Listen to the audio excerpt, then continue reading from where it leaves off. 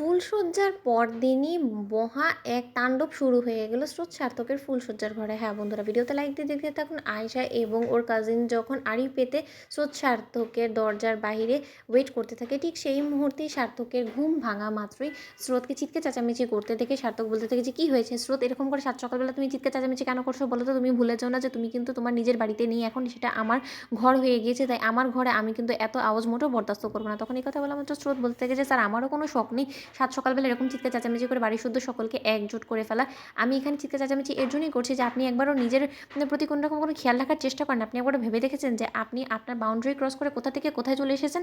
আপনার কি মনে হয় বলুন তো যে আপনি এরকম করে আমাকে জড়িয়ে ধরে ঘুমিয়ে থাকবেন কিন্তু তার সত্ত্বেও আমি কোনো কিছু ওর অভিযোগ করব না? আপনিই তো কাল রাতে আমাকে বলেছিলেন যে না, আপনি আমার সাথে এক খাটে শেয়ার করবেন না, আপনি এখান থেকে দূরে গিয়ে কোথাও ঘুমোবেন। তারপরে তো আমি আপনাকে বললাম যে স্যার, আপনি বরঞ্চ একটা বাউন্ডারি দিয়ে নিন, আর এই বাউন্ডারির বাইরে আমরা কেউ কারো লিমিট ক্রস করবো না। কিন্তু সেই শর্তটাও আপনি ভুলে গেলেন ইতিমধ্যে। আপনি এতটা ভুলো মন কী করে হয়ে গেলেন? তখন সার্থক বলতে থাকে যে কোথায় আমি আমার লিমিট ক্রস করেছি বলো তো?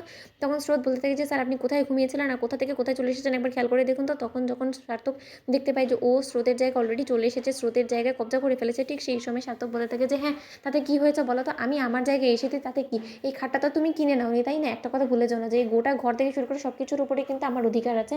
তাই আমি আমার খাটে কোথা থেকে কোথায় চলে যাবো সেটা নিশ্চয়ই আমি তোমাকে কৈফিয়ত দেবো না। তখন স্রোত বলতে থাকে যে স্যার, আগে আপনি হয়তোবা কৈফিয়ত দিতে বাধ্য ছিলেন না, কিন্তু এখন আপনাকে অবশ্যই কৈফিয়ত দিতে হবে, কারণ আপনার এটা ভুলে গেলে চলবে না যে এই একই বিছানায় আমিও ঘুমোই। তাই আমার জায়গায় যদি আপনি হুট করে এরকম করে উড়ে এসে জুড়ে বসে আমাকে জাপটে ধরে ঘুমানোর চেষ্টা করেন, তাহলে কিন্তু আমি এরপর থেকে আপনাকে চিমটি কাটার চেষ্টা করবো। এই কথা বলে আমাদের সার্থক বলতে থাকে যে পারে, তোমার লজ্জা করছেন এসব কথা বলতে? যে তুমি যার খাটে ঘুমোচ্ছ তার সাথে এরকম করে চিৎকার চেঁচামেচি করছো, তোমার লজ্জা হয় না? তখন স্রোত বলতে থাকে যে মোটেও লজ্জা হয় না, কারণ আমি আমার অধিকার বলেই এই খাটে শুয়েছি, আর আমারও এই ঘরে যথেষ্ট পরিমাণ অধিকার আছে, যেমনটা কিনা আপনার অধিকার আছে। আপনার পিসিমণির মুখ থেকেই শোনা, আপনি চাইলে আপনার পিসিমণির কাছ থেকে এই কথাটা পরিষ্কার করে নেবেন। ওদিকে এই কথা বলা মাত্র আয়শা বলতে থাকে যে এদের ঘুম থেকে ওঠা মাত্রই চিৎকার চেঁচামেচি শুরু হয়ে গেছে, তাহলে ভাবতে পারিস যে এরা রাতভর কী করতে পারে।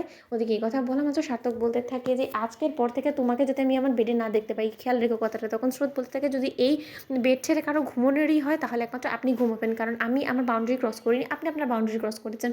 তাই আপনি আপনার পানিশমেন্টটা কী হতে পারে সেটা ডিসাইড করে ফেলেন। ওদিকে কথা বলার মতো সার্থক বলতে থাকে যে আচ্ছা বাবা, আমার ঘাট হয়েছে, আমি কানে ধরে অভ্যাস করে নিচ্ছি, তাহলে অন্তত তোমার শান্তি হবে তো? আজকের পর থেকে আমি আমার ঘুমের উপরে কী করে কন্ট্রোল আনবো সেইটার জন্য মেডিসিন খাওয়া শুরু করে দিব, তাহলে নিশ্চয়ই তুমি খুশি হবে।